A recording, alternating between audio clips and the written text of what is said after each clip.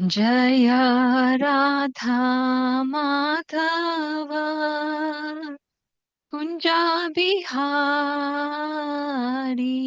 जय राधा माधव कुंजा बिहारी। जय गोपी जन वल्लभा जय गिरिवरधारी। जय गिरिवरधारी। यशोधनन्दन व्रजनरञ्जन यशोधनन्दन व्रजनरञ्जन यमुनातीरावनचारि यमुनातीरा वनचारी। जय राधा माधव कुंजा बिहारी। हरे कृष्णा कृष्णा कृष्णा हरे हरे हरे राम राम राम हरे हरे।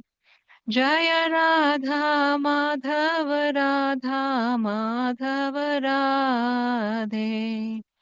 जय जगन्नाथ जय बलदेवा सुभद्रा माई जय सुदर्शना। जय गौरानिताय जय गौरानिताय गौरानिताय जय गौरानिताय।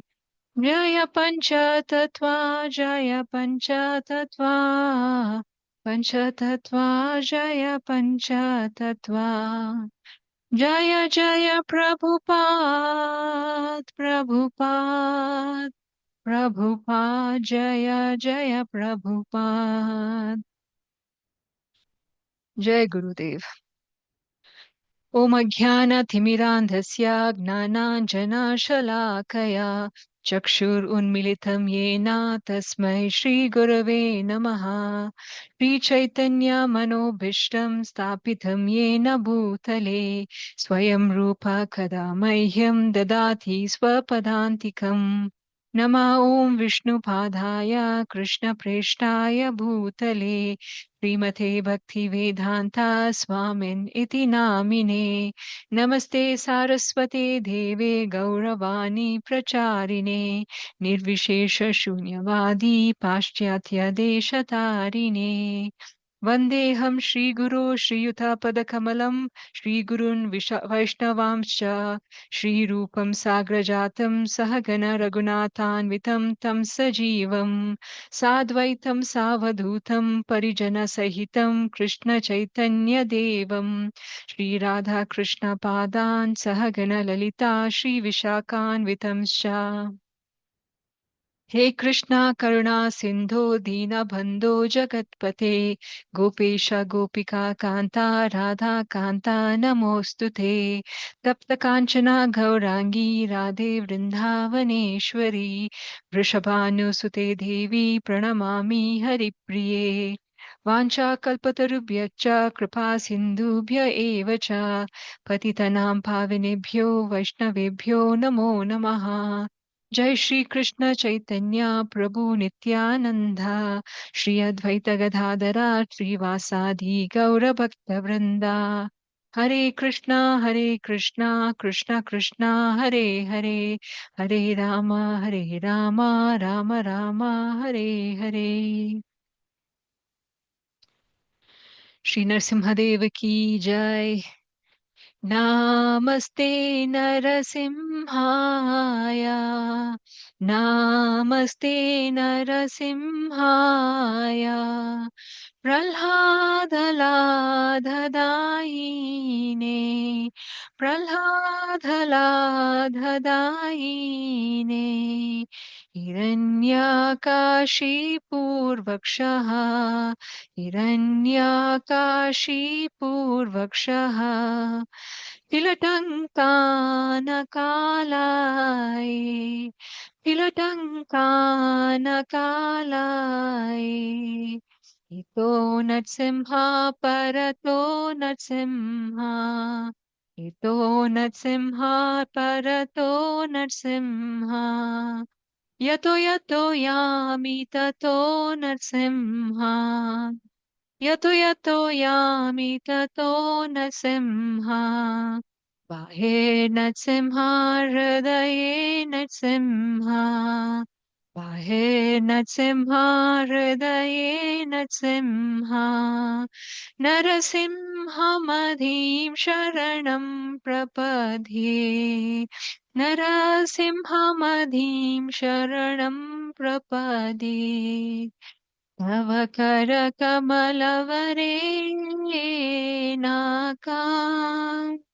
अद्भुतशृङ्गां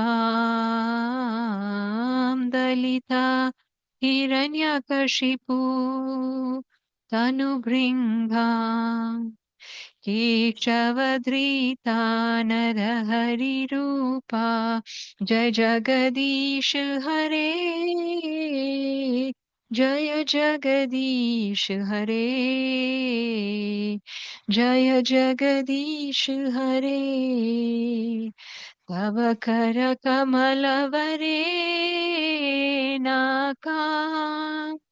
अद्भुतशृङ्गां दलिता हिरण्यकशिपु तनुभृङ्गा केशवधृता नरहरिरूपा जय जगदीश हरे जय जगदीश हरे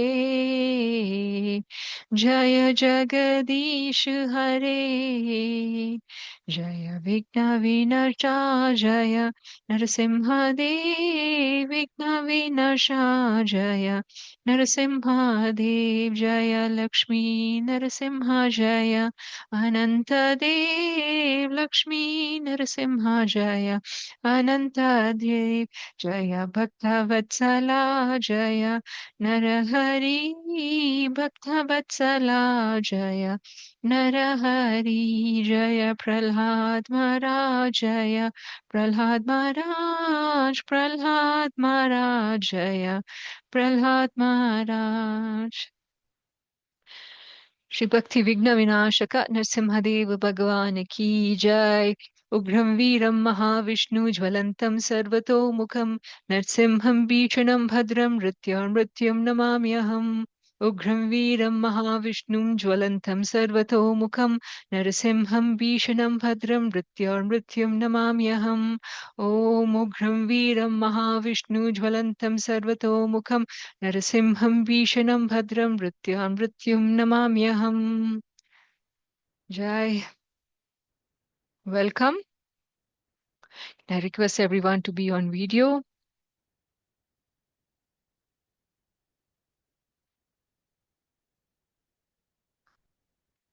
Okay. Today we are having the fifth class on the Bhakti Vriksha class, and the topic is what is material world. Okay. So let's start on that topic. Vidya Mataji is there on the call. Thank you, Mataji. Will do the attendance for me. Okay, let me share my screen.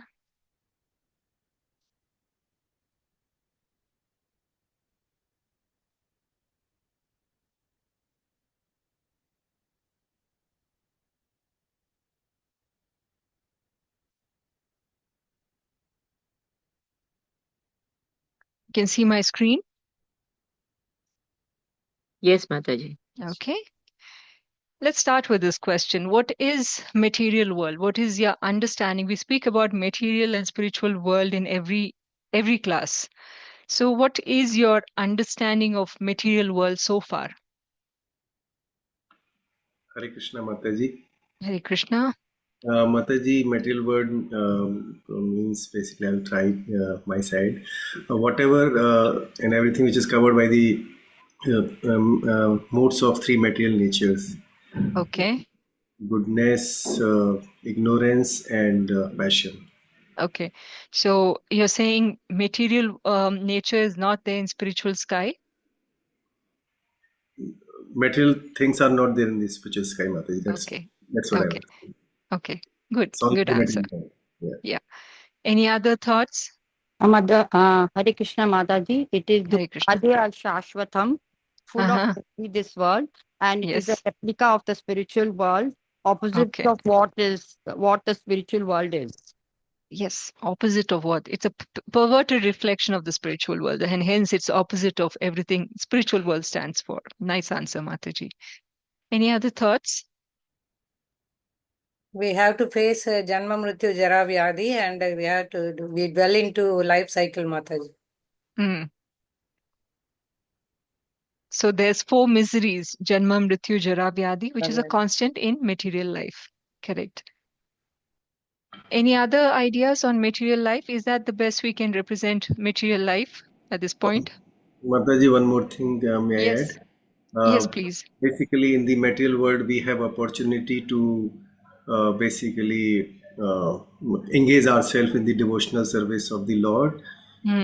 and get rid of this Janmrityu, Jara Vyadhi thing. Hmm. Uh, Hmm. generally. Okay. Okay. Yeah, all good answers. I think most of you, in essence, get what is. Yes, Mataji? No, Yeah. the world we experience through our senses. What is material world? Mm, We experience through our senses, right? yes. Yes. Because the senses are material, and hence what even if it's not the senses, it is what it is. It's made of Mahatattva, so the Panchabhutas, and it's what we sense around us. Okay. I have a question, Mataji. Yes, Vidya Mataji. Hare Krishna. Hare Can we Krishna. call this body as a part of the material world? Is this body a part of the material world? Anyone Yes. wants to try answering that question? Mataji, very much. It's part of the material world Why do because you say Yes, it's part of Mataji, the because material? it is destructible. while earlier So you were saying it's made of Panchabhuta, Mm-hmm. which are very much part of the material world as well. Okay. So, yeah. So, Vidya Mataji, your question is limited to the body, right? Yes, my question is limited only to the body. Yes, then it's Because with the, completely material. Yeah. yeah, Because there's no existence of this body beyond the material world, yes, and hence Mataji. it's Thank you. temporary. Okay, great. Thank you. What is material? All of you have very nicely represented it so far. Um, so before we go into the topic, we'll get to understand a little more on how this material world gets created and what are the characteristics of this material world. We'll talk about it. So last class, we spoke about the three types of miseries: Adhyatmika, Adi Bhautika, and Adi Daivika. Can someone tell me what are the three definitions of what are the definitions of these three miseries? What is Adhyatmika? Misery is caused from one's own mind and body, Mataji. Mm. By oneself to themselves, okay, mind and body both. Adi Bhautika, what does that mean? Uh, Mataji, which are caused by, let's say, external factors like Mm. accidents and, things like that. Adi Bhautika are created by other jivas, other living or non-living entities.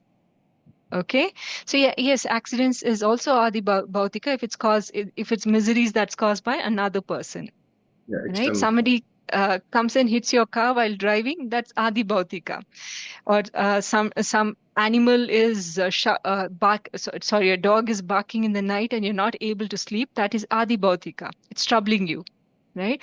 Or some astrological things that is disturbing you, then that is different planets creating different disturbances, that is Adi Bhautika. Different kind of jivas, material jivas giving different kind of disturbance.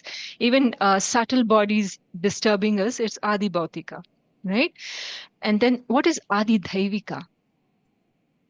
Misery is caused by Devatas, Mataji, like earthquake, Mm. floods. Nature. Earthquakes, droughts, Floods. Yeah. floods, over right? rains, Even some thunderstorms. context, corona virus or the pandemic that we went through is also can be considered as Adi Daivika, because if you look at the general context, there are so many bacteria and germs all over. But to have an impact of that nature, where there's a mass epidemic like that, then there has to be Daivik influence into it. Right. So even if it's a mass destruction of that nature, then it can be considered both Adi Daivika as well. Now, within problems, are there any questions on the three types of miseries? Okay. Now we spoke about the different types of problems. Some are real problems and some are relative problems. Real problems are the four miseries that we have to face. Every living jiva, this problem is real for them. Like Janma, Mrityu, Jara, Vyadi, anyone who is a living being will go through these four problems. But other problems are all relative. Some may say it's a problem, some may not say it's a problem, right? Like, pollution is a relative problem. Within India, if you go to a remote place like the hilly regions or Himalayas, the pollution may not be that bad. So it's not a problem for them. But if you come to Bangalore, the city of Bangalore, then pollution is a real problem. But hence, something like that could be relative because it's real for some and some not real. But some may not face that problem at all. Some will face the problem. But what are the problems that everyone will face for sure? That is Janma, Mrityu, Jara, Vyadi. These four miseries, anyone who has overcome these four miseries, we can tell that that person is truly happy in life. There's no other miseries that he has to face. But you cannot claim to be happy while you're still going through these four miseries. Okay.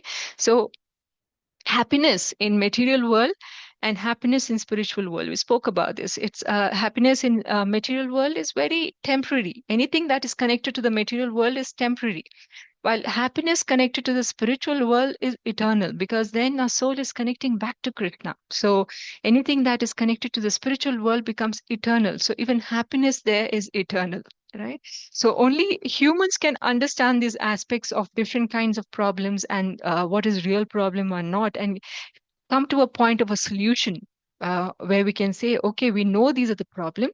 Now, how do I overcome these? So only a person in a human body can get to the point of questioning and then elevating oneself above these problems. Okay, so this is a recap of last week.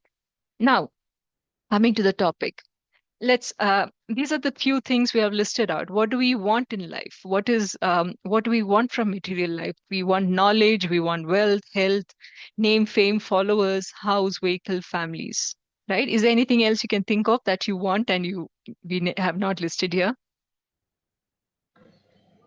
Bhakti Mataji. Bhakti, material life, you want that? Career growth, Mataji. Career, okay, yeah. Part of health. Wealth, right? And why do we want all these things in material life? Because at some context level, they give some kind of joy, happiness, right? They give us a purpose in life. When we have these small goals in our life, it gives us a purpose in life. And when we achieve these goals, we say we are successful. Correct. And success means we get to get some recognition out of it. We get more love, adoration from our people around us, right? So people like us a little more.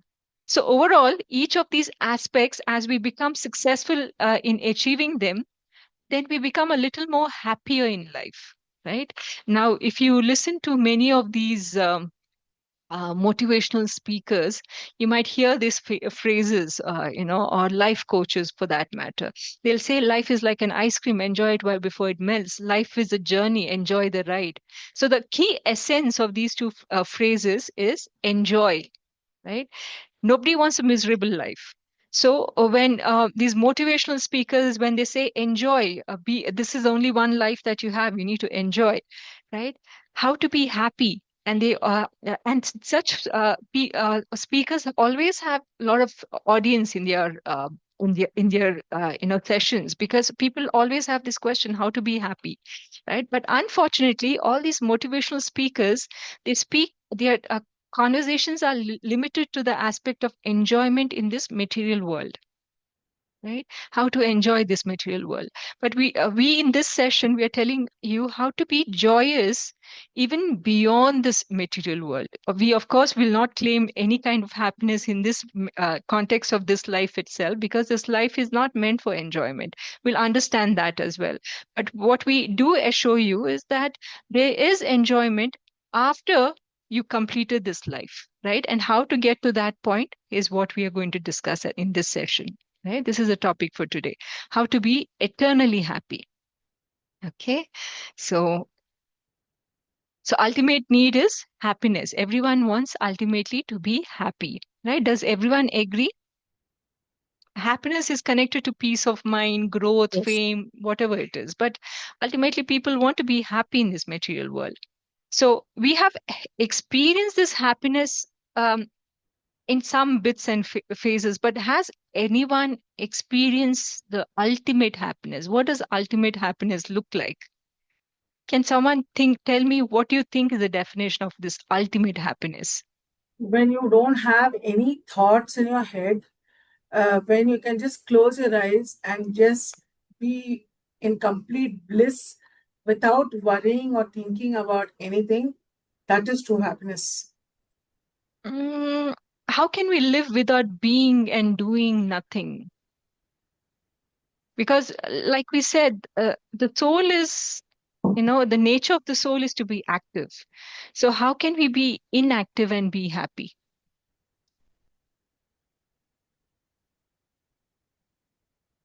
You get the question? Yeah, I get the question, but I'm not able to explain it. I've experienced it, but I'm not able to explain it. That's okay. Any other thoughts? What do you think is ultimate happiness? Being content. Being content. Yeah. Okay. Yeah, you are peaceful in whatever you do, in whatever you're doing, or in whichever state you are. But You have a being peace of mind. peaceful is Hmm. again a state of mind, isn't it? Yeah, It's not state of mind. it's not Yes. it's not something that, like, that state of mind can be flipped anytime you think of something adverse. Saying enough is enough, Mataji. Enough of what? Enough of anything for that matter. For example, Why should we I- renounce everything and say enough? Why should I'm we not saying artificially renounce. renounce? I'm not Mm-hmm. saying renounce. If I'm having 4 sets of clothes today, that Mm, is enough for me. mm. Just because some sale is going on, I don't need to go buy clothes again. Okay. So you don't need to chase material things. But Exactly. would that give you ultimate happiness then? Why not? I'm having clothes to wear. That is more Yeah, but happiness for me. does having enough clothes to wear give you ultimate happiness? Even if it's four No, pieces of clothes. Is I'm that just your talking definite? about. Yeah. You're from a material point, you're saying that Ah, just live with what you have. correct. Right. Krishna consciousness, Mataji. Thank you, Mataji. That is the ultimate answer. Yes. Be in Krishna consciousness. Then you don't need Yes. anything. You don't feel anything. You are just happy in whatever you do. You're happy in what Krishna is happy for. And why does that give you ultimate happiness is what we'll talk about today, right? Like, many of you gave me different aspects of the answer. And it's true also, but because many people connect happiness to state of mind or state of living, being satisfied, content, right? Some people, okay, if they're too stressed in their work, they say, let's go on a vacation, right? After 1 week of being in that state of vacation or doing nothing, resting, eating, sleeping, they say, okay, now I know I need to go back to work. And the same stressful situation I left for a break is going to start over again, right? Um, Even if you say, I have so many clothes now, I'll try to not buy clothes anymore. I'm happy with whatever clothes I buy. At some point, you will start feeling, okay, everyone around me is criticizing me for my clothes. So maybe I should pick up something new. So, people will stop talking and be less. So, some way, that aspect of, what people think, how others, um, thoughts influence our lifestyle becomes somehow integral to our living, right? Eventually what happens, we'll buy things, we'll buy clothes, houses, property. So it gives us some happiness, but for a short term, right? Because even if you buy a house, you have the most eventually these houses start cracking, the maintenance becomes an issue. Or if you have a kid who scored 99% in his 10th board exam, then eventually in few years, you're very happy when he went through that 10th board exam distinction scores, and then eventually you get worried about, okay, as soon as he touches 11, next year is 12th, then there's another major board exam, then there's professional courses. What will he choose? What will he not choose? Is it the right choice? So at every stage, there is this constant hurdle of, even though you want to be fully happy, life keeps pushing all these hurdles where you can't completely enjoy this happiness, or can't completely be in this moment, because material life is like that, correct? Material life is filled with different kind of kleshas. That is the nature of material life. In this material life, if you want to artificially say, I'll give up and everything and just be happy with what I have, if that's the state you want to be, but still your material life is such that it will create disturbance around you, to your mental state or physical state, such that you will face situations where which takes you from that happiness state back to not being fully happy, right? So that is the ultimate truth of material life. So happiness comes in small spurts and then goes away. We are happy for some time, but can we be happy all the time is the real question then, right? And happiness, in material world, it's like, uh, we have to put a lot of effort to be truly happy or happy all the time, right? And right from childhood to the middle age to old age, we are constantly working to keep up the state of happiness, right? We are afraid to completely be happy also.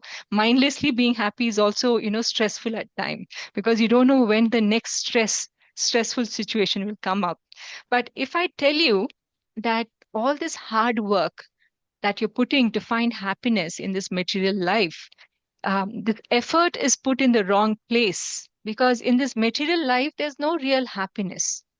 Okay, you might try to find temporary happiness in whatever little situations you've created in your life, but there's no real happiness. So the effort you're trying to put to make your material life happy in whatever state you are, being satisfied, content, whatever the key phrases we are using, it is an effort put in the wrong place, and the effort is being used wrongly, and it's being done in the wrong way, right? So what is material happiness? We spoke about this example last class as well. Happiness that we see in this material life is the habudubu punishment given by the Germans. Any thieves who are caught back in the World War days, they would dunk this thief into a tank of water, right? And this thief would, be underwater for so long, like he can feel the last breath going away. At that last moment, when he's feeling that now I'm going to die, they'll pull the person outside the water, and half a fraction of second, he'll get air into his lungs, and again he's dunked inside the water, right? And for this person, then the definition of happiness becomes that half of a fraction of a second when he's outside inhaling air going into his lung, that is his definition of happiness. So the happiness that we experience in this material world is like this. Maya Devi is constantly dunking us, right, into this material suffering. We are always submerged under material suffering. Could be Adi Daivika, Adi Bhautika, or Adi Adhyatmika, right? Sufferings are coming from various factions.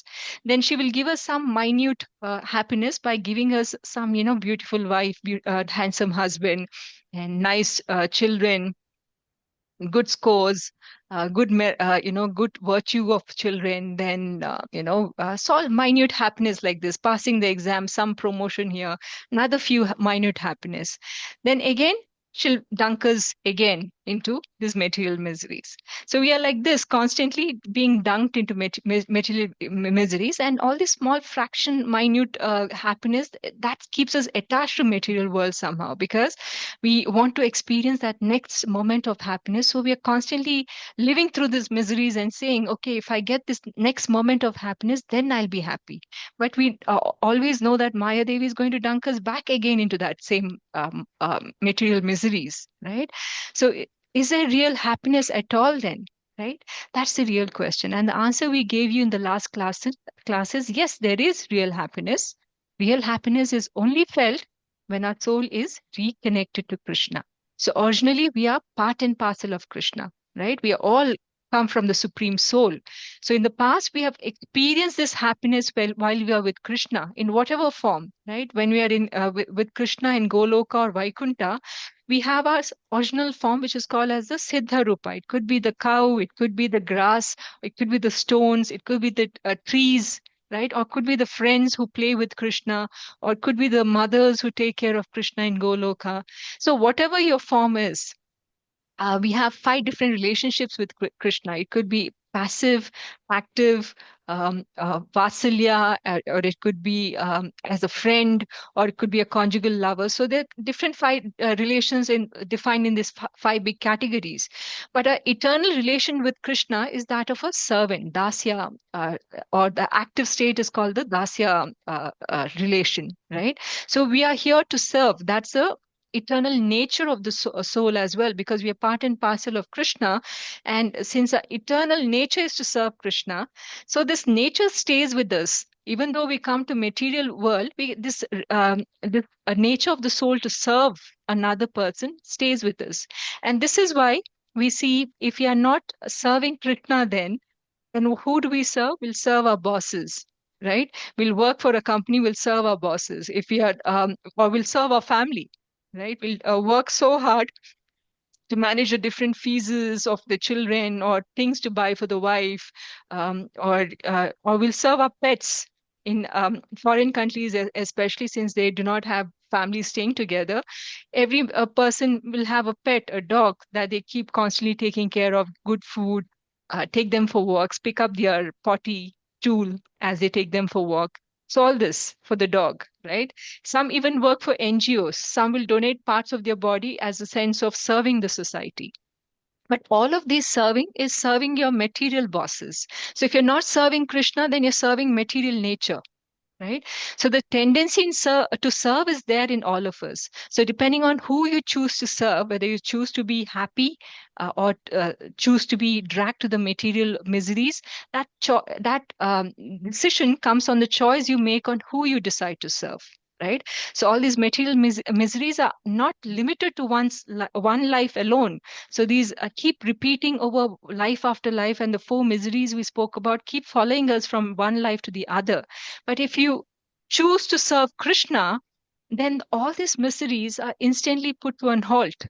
So remember what I said before. Happiness that is connected to material world is temporary. Happiness connected to spiritual world is eternal. Because the term spiritual means eternal.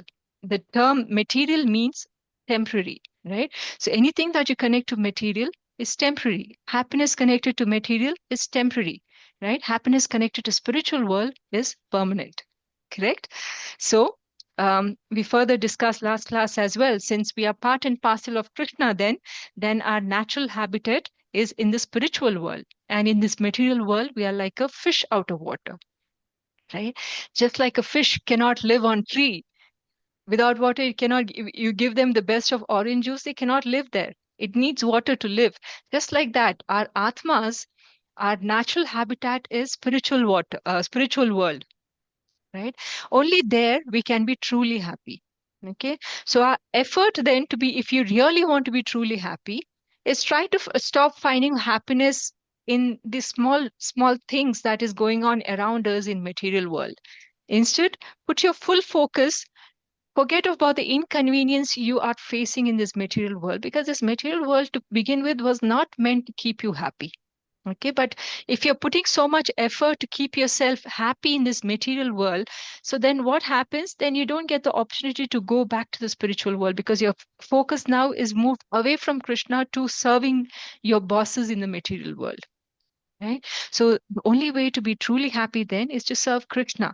And that way, you even if you're not happy in the material world, but at least you know that whenever you reach the spiritual world, you'll get your Siddha Swarupa, and then you'll again go back to serving Krishna, and that will make your existence truly happy.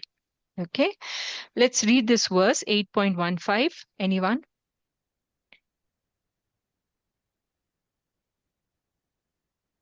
Hare Krishna Mataji, may I try? Yes, go ahead. मामुपेत्या पुनर्जन्म दुःखालयम् अशाश्वतम् नपुन्वन्ति महात्मनः संसिद्धः परमं गतः.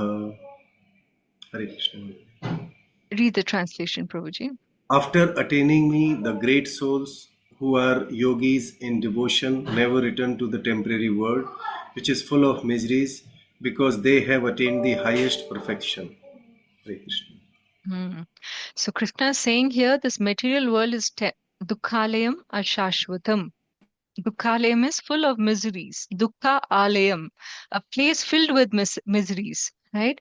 Alayam is a place, right? Like you say, pustakalayam, it's a place filled with books. So this material world is dukkhalayam, like a place filled with miseries. Ashashvatam is temporary, temporary and full of miseries. So what are these miseries that Krishna is talking about? Janam Mrityu Jara Jara Vyadhi. Vyadhi, yes. So are the real problems everyone, these are the four problems that everyone must face, anyone who's taken birth must face, right? Beyond that, our life is filled with adi adhyatmika, adi bhautika, and adi daivika miseries. So how then can we assume, based on the small happiness that we're seeing in a day-to-day life, that we are happy, that no, I have this nice house, nice family, earn a lot of money, and hence I'm happy. We can't make that conclusion just by that when we still have to face death in a couple of years, right? So there is no forever in material world, right? Because life is temporary. Our lifetime is short. In terms of devata or swarga, if people of swarga look at us, um, they will um, they are 6 months. Sorry, our 6 months is like half a day for them, for the people in Swargaloka. For them, if you look at in the rainy season, the street lights, you'll see some flies going towards the street light, right? And in that few hours, that insect would have taken birth, mated, died, and within few hours, it's seen birth, death, and all the in between in life, right? So for devatas, we are like those flies, fireflies, right? Before they open their eyes, we are already dead. So that's how we are. They must be looking at us and thinking of how we are constantly making plans. And this is just Swargaloka. If you go higher up, then our timelines even become smaller, smaller, smaller. If you think of Brahma Loka, 100 years of Brahma is equal to 4,300,000,000 human life, right? And if you think of in terms of Brahma, we are like non-existent. We are like, in a beach of by the shore of the ocean, the small grain of sand that is there. Our significance is as much as that for Brahma, if you look at it, right? But still, in this lifetime, we are trying to make so many plans. We are trying to be so happy, make so much plans. So imagine these devatas looking at us and laughing at our uncontrolled desire to stay permanent, right? So this is how we are. We are not being practical about the small period of a lifetime that we are having, how to make good use of it. We're not really making the best of it. Instead, we are constantly engaging in more activities to live a comfortable life in this castle of sand, or this small lifetime that we have, which is anyway filled with temporary, which is anyway temporary and full of miseries, but we're trying to be happy here. And nothing permanent or eternally happy can come from a place that is anyway temporary. So how can we make such plans? So that's the foolishness that we are constantly living in every day. Let's read this verse 820.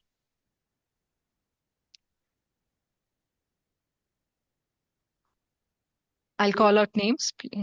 If you're ready to read, you can go ahead. Jai Mataji. Yes, Sindhu Mataji. परस्तस्मात्तु भावो अन्यो अव्यक्तो अव्यक्तात् सनातनः य स सर्वेषु भूतेषु नश्यत्सु न विनश्यति. Translation: Yet there is another unmanifest nature which is eternal and is transcendental to this manifested and unmanifested matter. It is supreme and is never annihilated. When all in this world is annihilated, that part remains as it is. So Krishna is explaining about the spiritual world here. right? Everything within the material world, all the way till Brahma Loka, all gets annihilated or unmanifests in time. So nothing is permanent. So what is permanent is the spiritual sky. Krishna is saying that spiritual sky is um, eternal and is transcendental to the manifested and unmanifested matter. So everything that is temporary is material. Okay, everything that is permanent or eternal is spiritual. So when we talk of eternal happiness, it's only there in the spiritual sky, right? No temporary place can give us that eternal happiness. So Krishna is saying only in the eternal planet, which is his spiritual world, there is that happiness. Okay, so this material world is nothing but a perverted reflection of the spiritual world, right? It will look almost the same.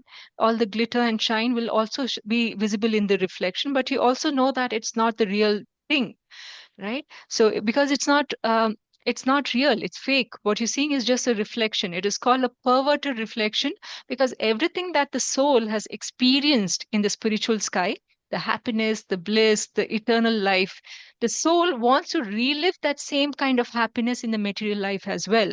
So in spiritual world, only Krishna is served, but in material world we want to be the masters ourselves, right? We want everyone around us to serve us.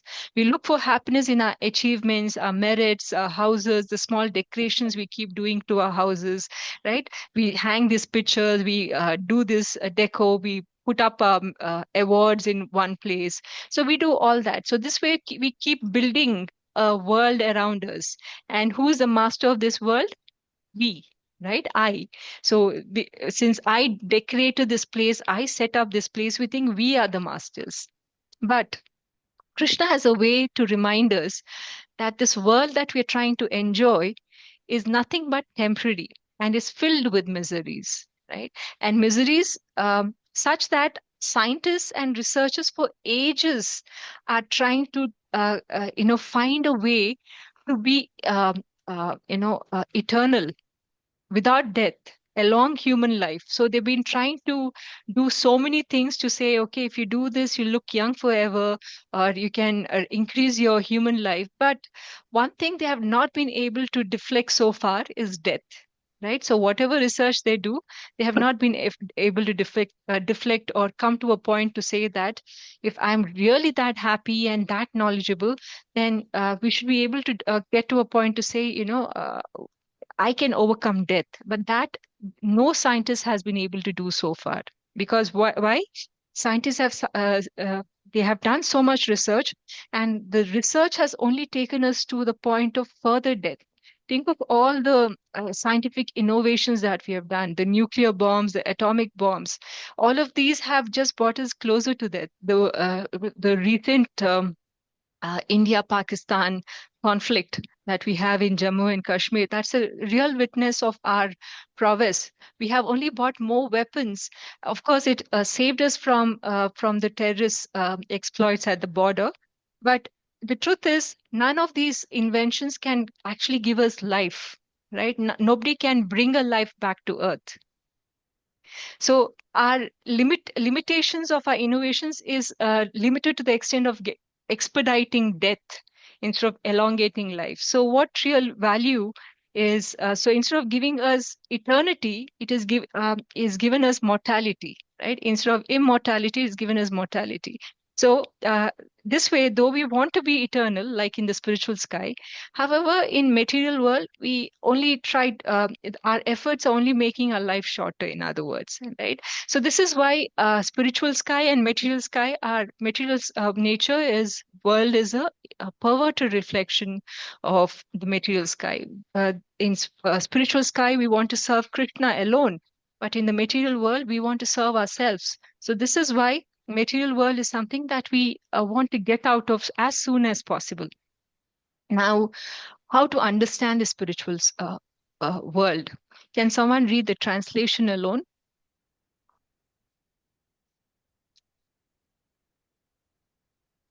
Hare Krishna Mataji.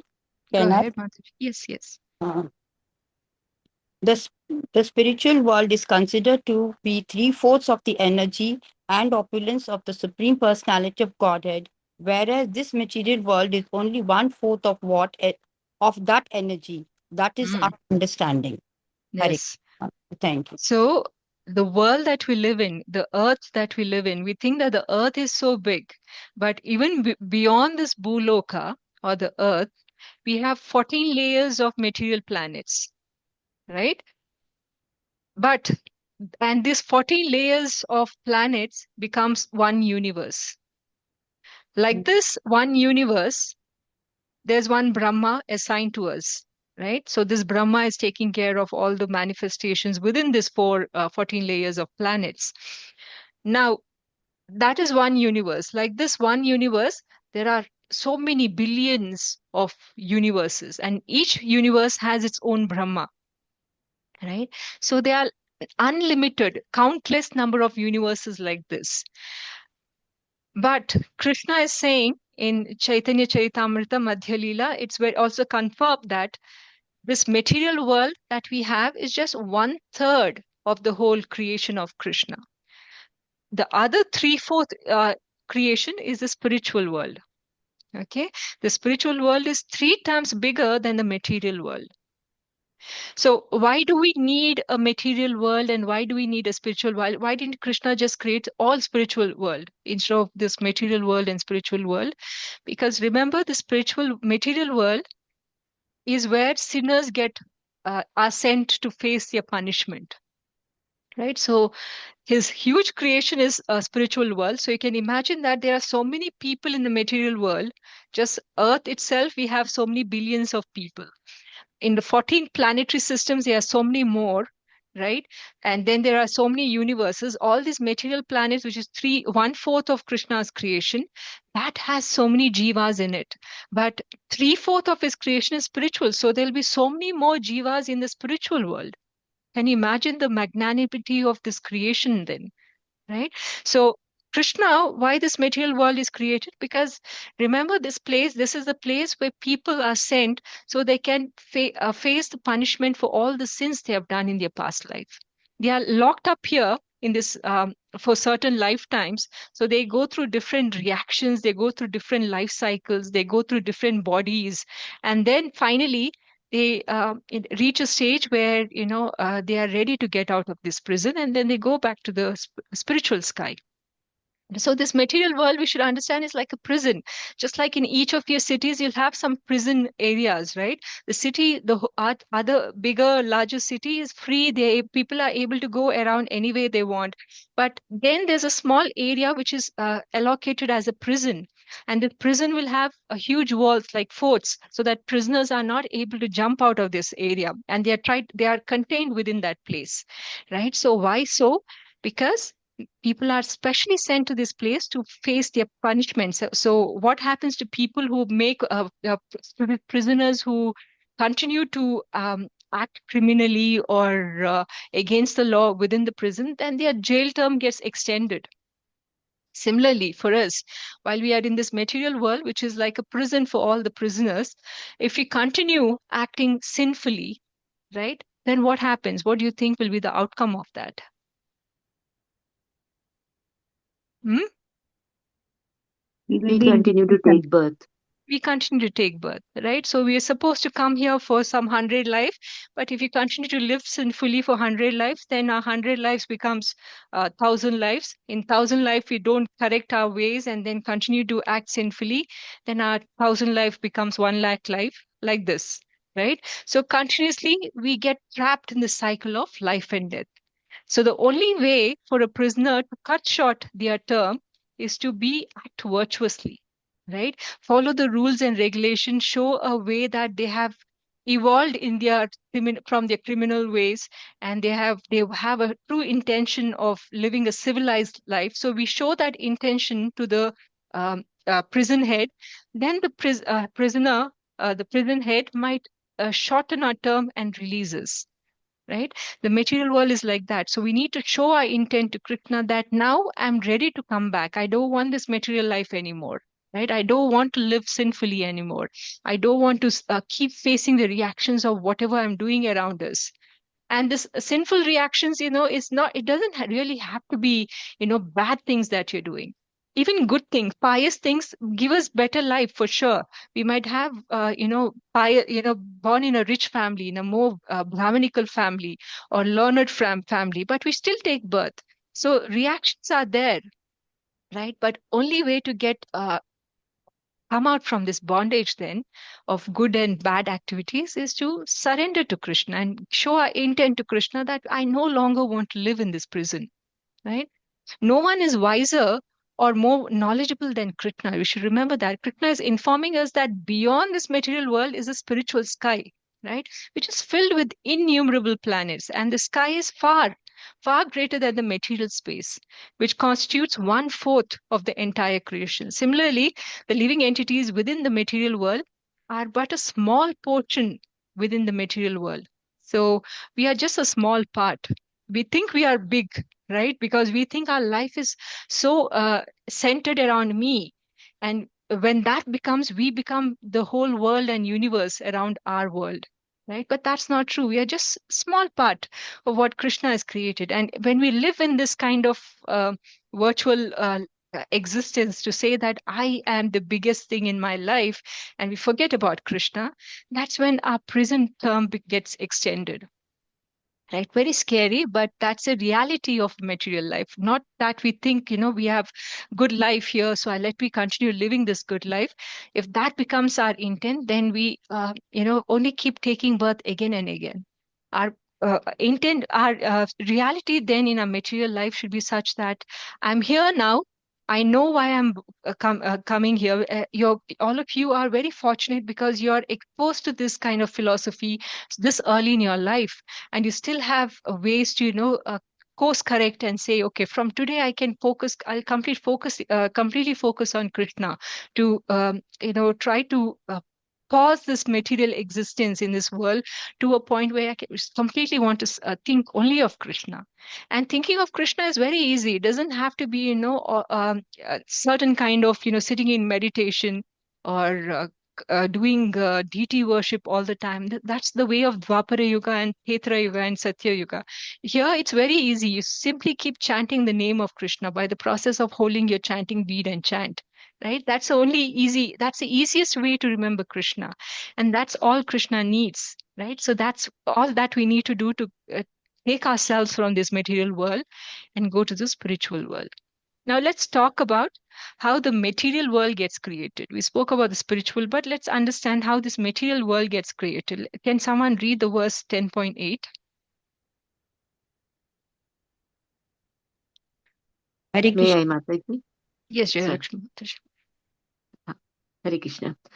Aham sarvasya prabhavo matah sarvam pravartate iti matva bhajante mam buddha bhava samanvitaha. I am the source of all spiritual and material worlds. Everything emanates from me. The wise who perfectly know this engage in my devotional service and worship me with all their hearts. Hare Krishna Hmm. Mataji. So in the first verse of the Chatushloki Gita, 10.8 to 10.9, 10.11, 10.11 is the Chatushloki Bhagavad Gita. So Krishna is explaining the true essence of bhakti over here. And in the first verse of the Chatushloki Gita, he says that everything, whether it's material or spiritual, everything emanates from Krishna, right? He says that the wise who perfectly know this engage in my devotional service and worship me with all heart. So let's understand, if Krishna is saying from him all the material world gets created, then let's try to understand how he has created this material world, right? And the first source of creation comes from uh, Krishna himself, right? From Krishna comes Balarama. Balarama is his immediate personal expansion, and from Balarama comes the Chaturvyuha expansion, which is Vasudeva, Sankarshana, Pradyumna, and Anuruddha. And from Sankarshana comes Mahasankarshana. Sorry, the first Sankarshana that comes from Balarama is called as Mahasankarshana. And from this Sankarshana comes another Chaturvyuha, which is another set of Vasudeva, Sankarshana, Pradyumna, and Anuruddha. Now, this Karnadakshayi Vishnu is this second expansion, Sankarshana. Okay. Second Chaturvyuha expansion Sankarshana is Karno Dakshai Vishnu or Mahavishnu. So this Mahavishnu is lying down in the causal ocean or the Karna ocean. Okay. Causal ocean is in the spiritual sky. So he is inhaling and exhaling, and from his pore or the skin, from the pores on his skin, as he's exhaling, many innumerable, enormous number count of universes are getting created. Okay. And as is inhaling, all these universes that is exhaled are coming back and going back into him. So all these universes are collectively produced by Karno Dakshai Vishnu. He's the first source of creation, or he's called the Mahavishnu. And he simply throws his glance to impregnate the material sky. Okay, so he's lying down in the spiritual sky, and he just by glancing on the material sky, he impregnates it. And he's the first Purusha in the material universe called Karno Dakshai Vishnu. From his skin, whole innumerable universes are created. So first is Karno Dakshai Vishnu. And from Karno Dakshai Vishnu, so each universe that is created by Karno Dakshai Vishnu, he enters each of it as Garbhodakshai Vishnu. Okay, so Garbhodakshai Vishnu becomes the second Purusha. So when we saw that within the universe there are there's so much darkness and space without any resting place, what he did is he filled the universe with with water from his perspiration. Okay, and he laid on it, and this water is called as Garbhodaka. Okay, and from his navel, lotus comes out, right? And from that lotus, Brahma is born on that lotus. And this way, Brahma becomes, on this lotus stem, the 14 planets are created. Okay, so 14 planets you can see on from Patala all the way to Swargaloka. So Garbhodakshai Vishnu is somewhere sitting over here. You can see Mother Lakshmi pressing Lord Vishnu's feet, right? And that is, and from his navel all the way up here on the top, Brahma is sitting. Okay, this is how Garbhodakshai Vishnu is seen. And from his navel, Lord Brahma is born, and he gets instructions from Krishna on how to create these other living entities, and Brahma is called as a grandfather, while Narayana is the great-grandfather. So from the lotus stem, all the 4 planetary systems are then created. Now from Garbhodakshai Vishnu, so every universe is filled with living beings, right? So from Satyaloka all the way to Patala Loka, there are different living beings, and Krishna enters each living being as Paramatma. Okay, so this Paramatma is nothing but Shirodakshai Vishnu. So this Shirodakshai Vishnu, he's sleeping on a Shira Sagara, right? And this Shira Sagara is right on top of the material world. Okay, and the Shirodakshai Vishnu enters each jiva as the Paramatma within. So this Shirodakshai Vishnu is the maintainer of the universe. He's a Paramatma. He stays in the milk ocean, Shirasagara. And every time there's a problem, the Devatas go to Shirodakshai Vishnu to solve their material problems. Okay, so each time when you hear these problems of how Krishna came to, before the Mahabharata episode, how Krishna takes birth, that happens in the Shirodakshai Vishnu. So this is how Krishna creates the material universes and maintains them. So this way we understand that Krishna is the source of everything. Whether it's spiritual or material, everything comes from Krishna. And this is how you understand material universe as well. So Krishna is the primary creator, and Brahma becomes the secondary creator of the material universe. So this way, everything in the material world also comes from Krishna. Let's read this verse, 18.61.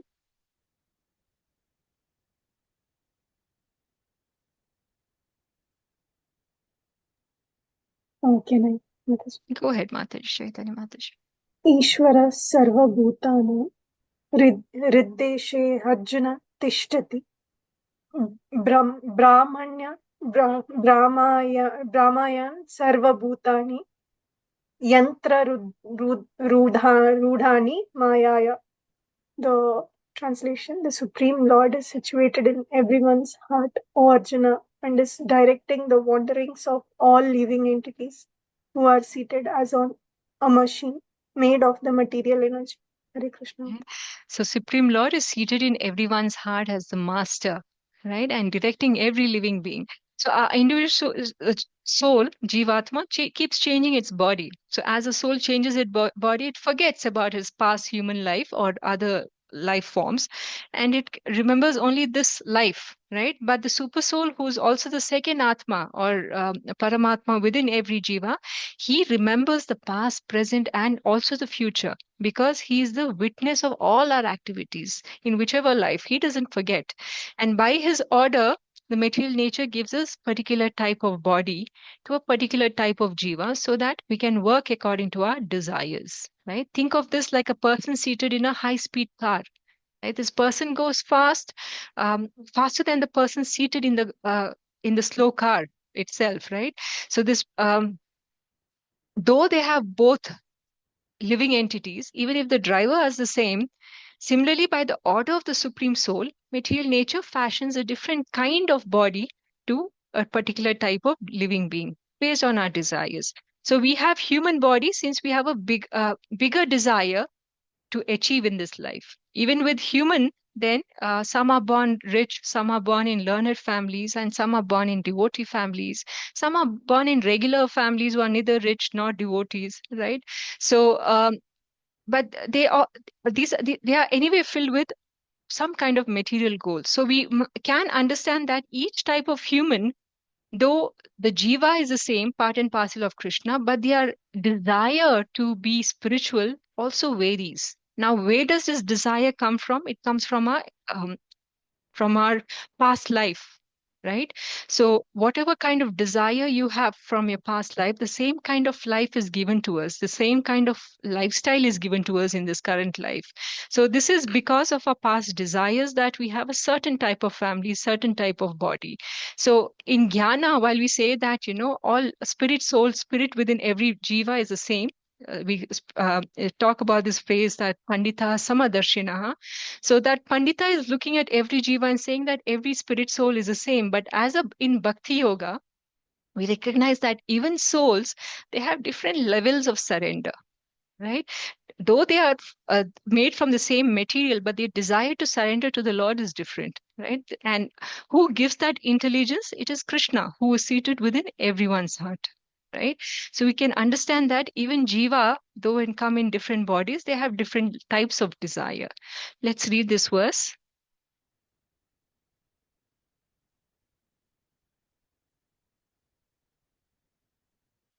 सर्वयोनिषु Kaunteya मूर्तयत् तासं Brahma महद्योनिरहं bija pradhapitah. It should be understood that all species of life, O son of Kunti, are made possible by birth in this material nature, and that I am the seed-giving father. So Krishna is confirming in this verse, chapter 14, verse 4, that just by glancing on the material nature, he impregnates the material nature. And hence we are all born, right? So when we talk about material nature, then there are the 14 material planets, and Krishna is the seed giving father of every jiva in all these 14 different planets, and in each different universe he's created from there on. So all of us come from Krishna. So understanding that, then we understand that Krishna is the root for all of us. So coming back to our original question, how to be satisfied here, right? How to be satisfied in this material world? The answer is given in terms of this analogy. When we water the tree, right, we have to do is water the root. We don't have to individually water the leaf, trunk, branches. We don't do that, right? Just by watering the tree, a root of the tree, the whole tree is nourished. Similarly, if a person is hungry, do we individually take food and feed the hand or eyes or ears because the body is hungry? No, all we have to do is we have to eat the food, and the food goes to our stomach, and from the stomach, all the other parts of the body gets nourished, right? Similarly, the how to be satisfied in this material world, or even beyond this material world, we should address the root cause of our unhappiness. Our material existence is a root cause of our unhappiness. So happiness means cessation of this material existence, right? And focusing on the root our root is from Krishna, then Krishna is a root of everything. Then the answer to our happiness is originally come from Krishna, right? Only by staying connected with Krishna, we can experience the same happiness that a soul constantly craves for. Right? What makes Chaitanya Mahaprabhu happy? Because he's connected to Krishna.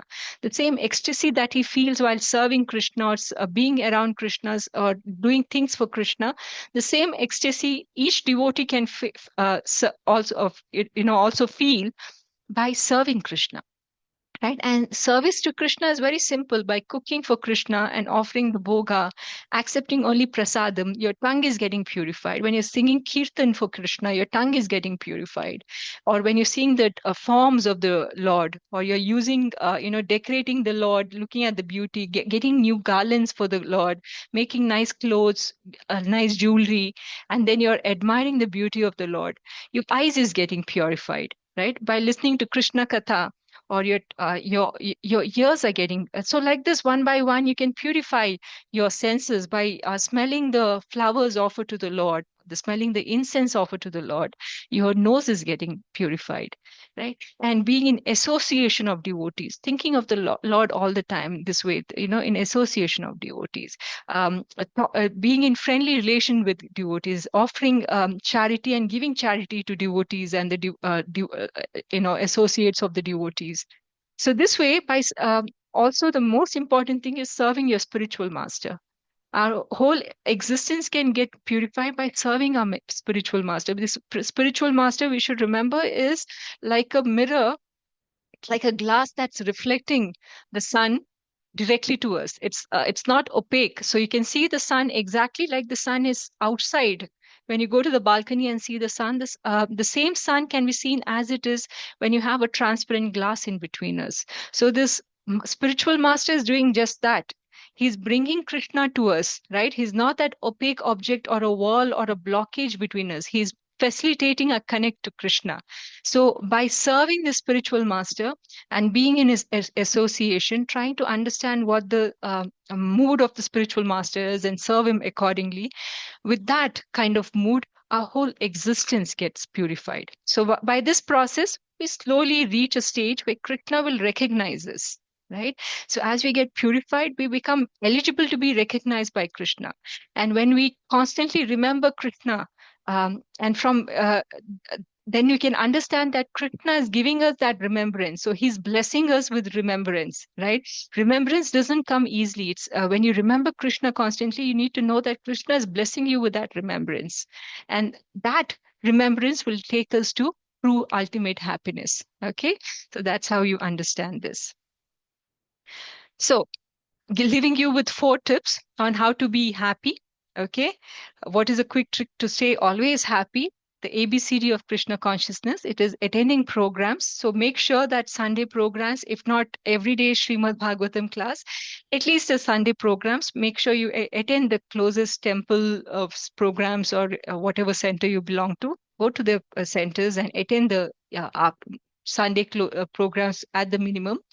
Book reading. Many of you are participating in it. I see many of you attending the Srimad Bhagavatam reading. I do see some groups doing Chaitanya Charitamrita reading. So continue reading that. I see Premamai Preeti Mataji is leading the Krishna Sevaka book reading every Friday. So those of you are not aware, those who want to get to the next bhakti step, which is Krishna Sevaka, you must read a certain number of books. And every Friday, I see Premamai Preeti Mataji sending an invite to everyone to join the book reading.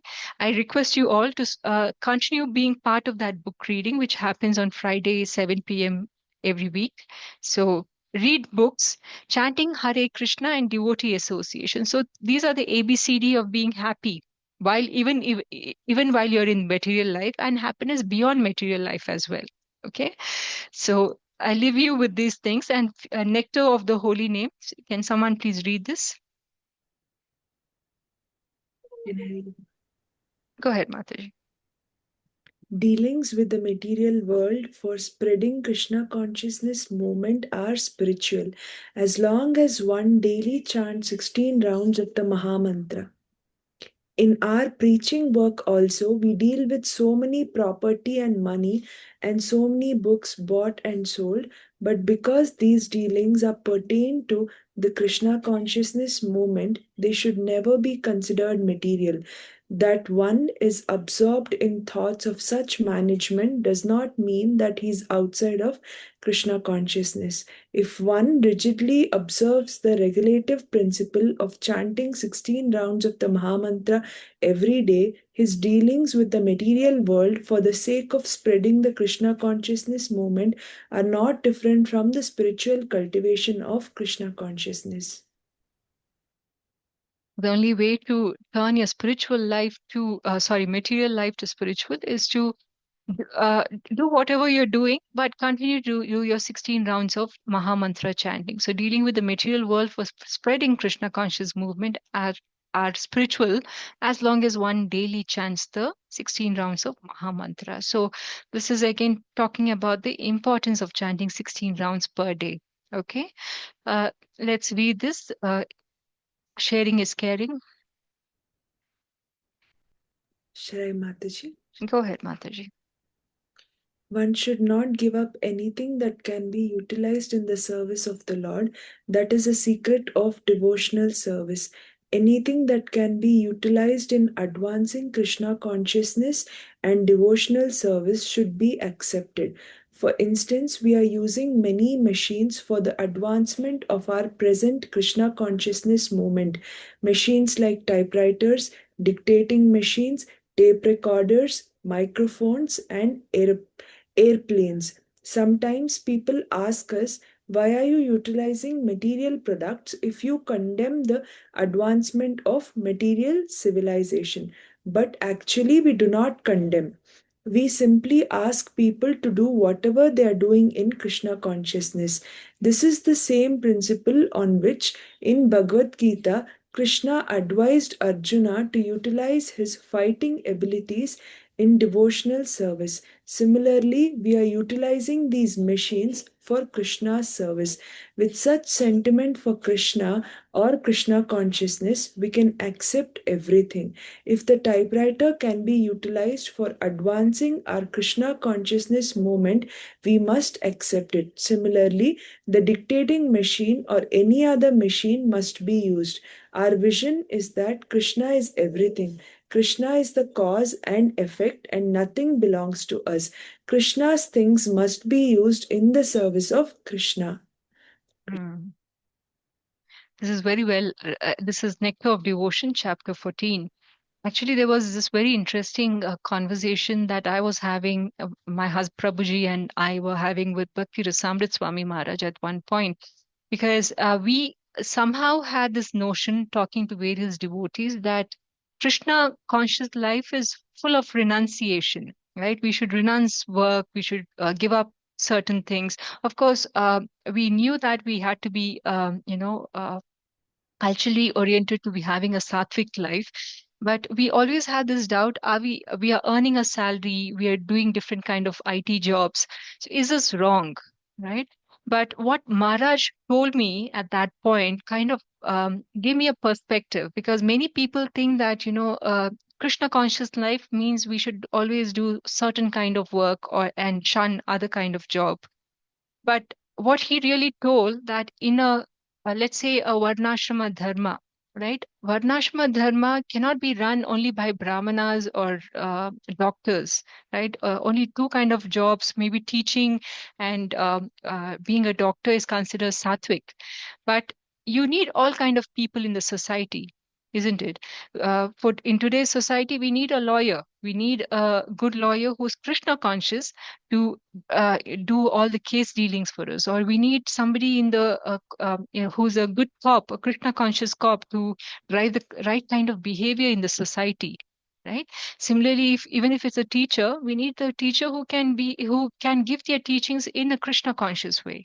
So every profession in our society, whether it's IT or non-IT or civil or services, whatever field, every aspect of the society, whatever aspect is supported by the society today, we need people from all of that to support Krishna consciousness.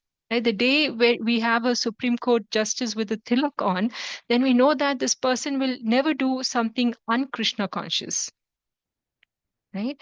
Um, So this is where we, as a society, we can all grow together. So the idea or the notion that in Krishna consciousness we should shun material things, that's completely wrong. As long as the material things, even if you have it, if it's used for Krishna, it is all correct, right? Knowing that all these material things are coming from Krishna and hence nothing belongs to you. So as long as we live and deal with these material things with that kind of idea, then it's all fine to have those material things and use it in the right context, right? That's the meaning of this. So sharing is caring.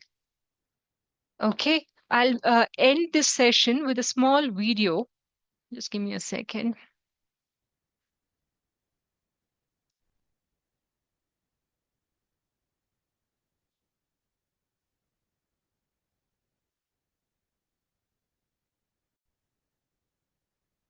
We think we are enjoying. Can you hear that?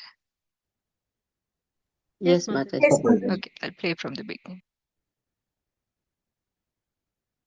We think we are enjoying, but we are suffering, actually. And because we cannot understand what is suffering, suffering there is, sometimes we come to understand, but we are accepting this suffering as enjoy.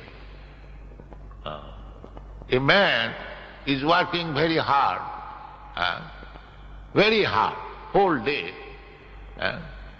This is not enjoyment. You have got a car, but you are running at 70 miles speed, going to your business, and there you are earning hundreds and thousands of dollars. So you are thinking that you are enjoying, but this labor is suffering, you forget. And in order to forget this suffering, then I take to wine, take to this, take to that, to forget this suffering. So actually we are suffering, but we are accepting it as enjoying. This is called illusion. Anyone who is very much sensuous, very much attached to sense gratification, they are called demo. And those persons who do not indulge in sense gratification, but utilize this body or this life for God realization, Krishna realization, they are called gods. There are two classes of men, demon and God.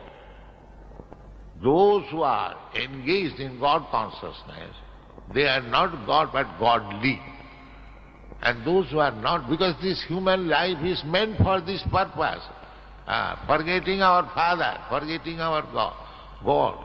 We are criminal within this material world. Therefore, our only business is how to get out of this prison house and go back to home, back to God. So Srila Prabhupada nicely, just give me a second. So Srila Prabhupada nicely summarizes it that our only purpose in our human life is to go back to Godhead, get out from this prison cell and go back to Godhead. Jai. So with that, we end the 5th class of Bhakti Vriksha. I request everyone to be on video. Are there any questions on anything that we discussed today? Hare Krishna, Mataji. Hare Krishna. Mataji, I asked similar question earlier also, I guess, but maybe I can. I need more clarity. Yeah, so you sure. mentioned Go ahead. different universe, and there are millions of universe.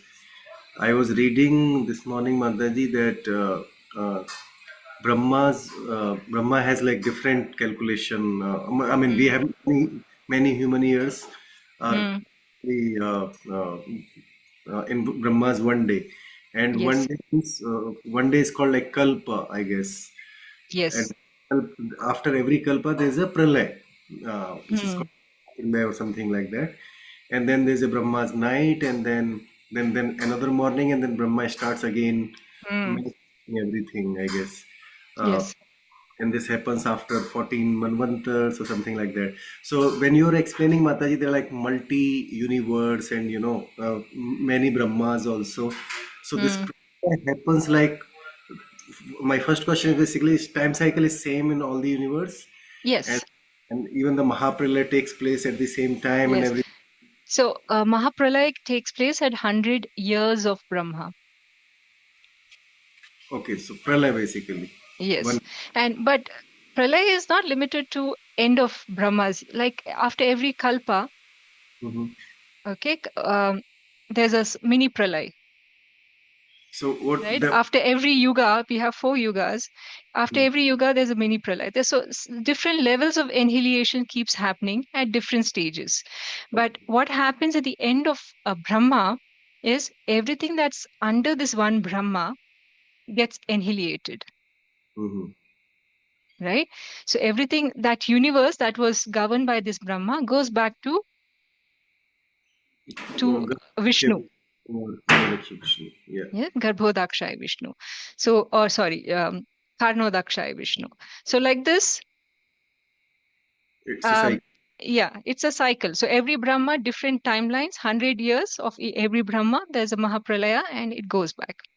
So maybe our universe is vanished completely. Maybe other universe are in. Yeah.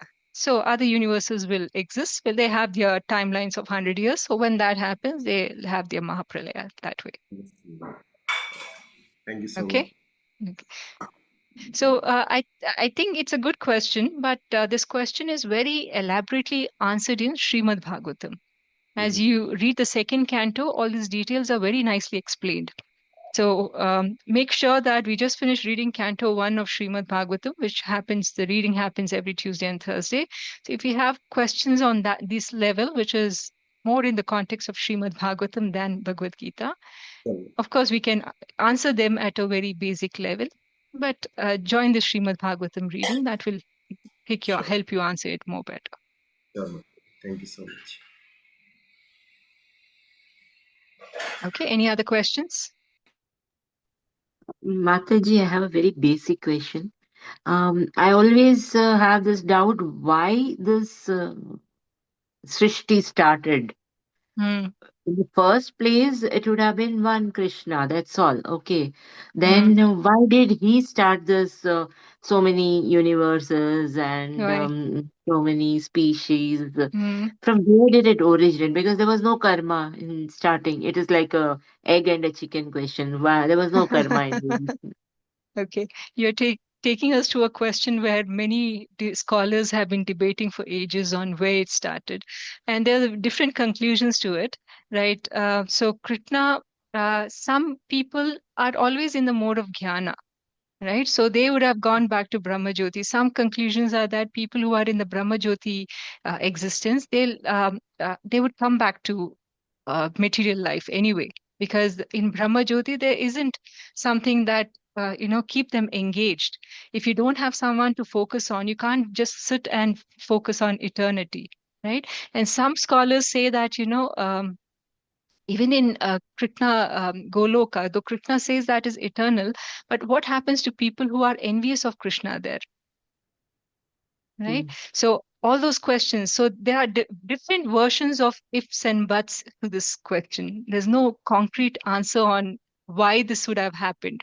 But all we need to know, because remember the Kakatala story, right? You don't have to speculate on why it might have happened. Our truth today is we are here in this It has material world. happened. Yeah, It's it has happened happened. and we are here. Yeah, We correct. are here. So why sit and speculate on why or how this originated from? Though it might be good to know at some point, if we reach that sense of self-liberation, there's nothing else for us to do in this material world than think of this higher problems in life. If we reach that state, we'll get to that question, right? But while we are here, focusing on our material, relieving ourselves, we should simply focus on chanting, right? Otherwise, we'll spend a lot of speculative years on just trying to. This is how the Gyanis work. In fact, there was this person who visited me home at one point, and he had this question: how do you Krishna conscious, Hare Krishna people, what is your philosophy? For me, I want to know from the beginning, like, who is God? Where is God? Why is this God versus that God? So my answer to him was simple. We don't even go to the context of who God, which God. For us, Krishna is the God. right? We don't have to start from square one and start finding answers to get to a point. We have already accepted the answers given to us in Srimad Bhagavatam and Bhagavad Gita, right? We know Krishna is God, and everything whose other gods are subordinate to him. So we do have no doubt. So we don't even get to the point of speculations or depending on our senses to figure our answers, right? We depend on our acharyas to give us the answers, and whatever answers they have given us, it's enough for us to elevate from this life. Okay. Hare Krishna, Mataji. Hare Krishna. Jai, any other questions? I have answer for Jayalakshmi Mataji's question, ma'am. Go ahead, Mataji. Mataji. If our God is creator should create something. He doesn't have Creator a... is there. Creator is there. Creator means we should have some creations. But creator is the terminology we have given to Krishna, but he's not in a mandate to create anything. If he doesn't want to create, he doesn't have to create. He's called a creator because he's created, right? It's not that he's a creator and then he got the, he got the job that is title. the intention, Mataji. Okay. If anybody is creator, he would like to create something. He wanted to do something.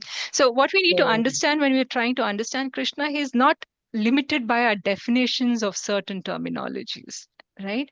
If he doesn't want to create, he doesn't have to create.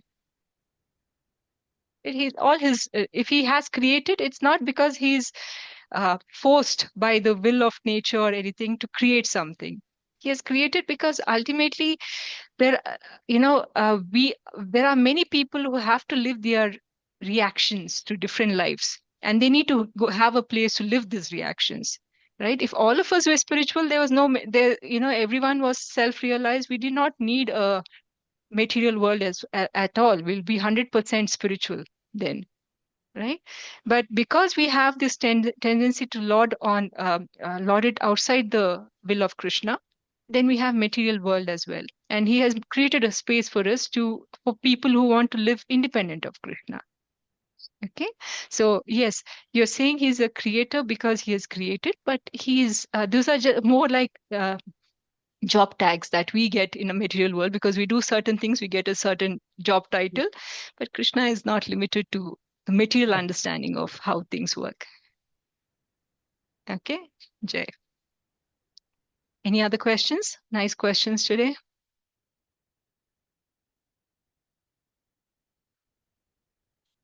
Okay, Jay. So we'll end our class for today, and tomorrow there'll be Srimad Bhagavatam reading. Like I said, Sri Hari Prabhu will take over from here on, the whole Gita Gyan sessions. Sri Hari Prabhu, I saw him on the call. Prabhu, are you on? Hare Krishna, Prabhuji. Dandavat pranam, Hare Krishna. Dandavat pranam. So all of you are familiar with Sri Hari Prabhu. Thank you for joining us today, Prabhuji. So Prabhu has kindly agreed to lead the Gita Gyan sessions from tomorrow, and Monday and Wednesday is our Bhagavad Gita classes, and Tuesday and Thursday will be our Srimad Bhagavatam reading, and Premamai Preeti Mataji is doing the Krishna Sevaka reading on Friday, right? So Sri Hari Prabhu, this is our team, English group. You see all of them. If anyone of you want to be on video for a short time, so Prabhu can familiarize yourself with him. Hare Krishna. Hare Krishna, everyone. Hare Krishna, Dandavat pranam. Hare Krishna, Dandavat pranam, Prabhuji.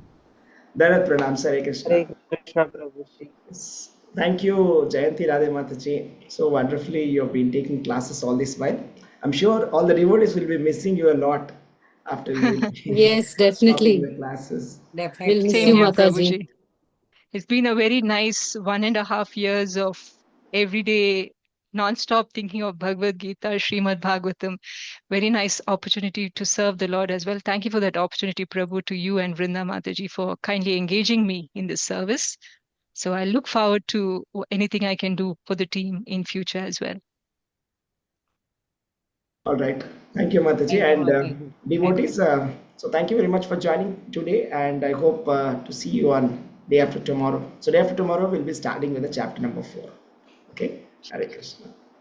Vanchakalpatarubhyascha kripa sindhubhyo vacha patidhanam pavanebhyo vaishnavibhyo namo namaha. Jai. Hare Krishna Mataji, wishing you all the best. Hare Hare Krishna. Krishna. Pranam Mataji. Dandavat pranam. Hare Krishna Mataji. Dandavat pranam. Thank you, Mataji. Hare Krishna. We'll miss you. Hare Same here, Krishna. Mataji. Hare Hare Krishna, Krishna. Mataji. Dandavat pranam. I'm ending the call for everyone.